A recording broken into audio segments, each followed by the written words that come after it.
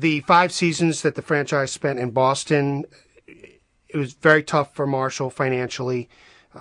He took a big hit. He wasn't getting a great turnout with the fan base there. Boston was mostly a college sports-oriented town. There were some professional teams, obviously the Red Sox and the in baseball, but he wasn't getting a great turnout.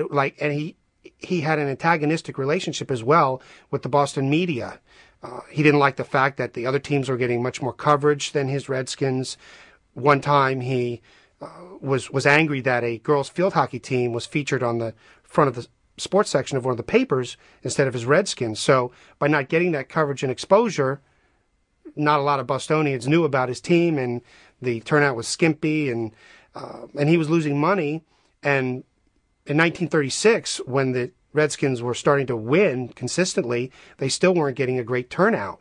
And they ended up playing the Giants for the Eastern Division title at the Polo Grounds in New York, and they beat the Giants that day 14-0, and 20,000 people showed up, which was a lot more than were coming to see the team play at Fenway Park. So Marshall decided to lobby the NFL to have the championship game played at the Polo Grounds.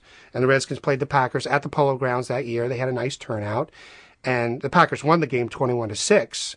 But Marshall knew at that time that because of his losses and because of his dislike for the Boston media and fans, that he was going to move the team elsewhere, and Washington seemed like a logical choice because his laundry business was there.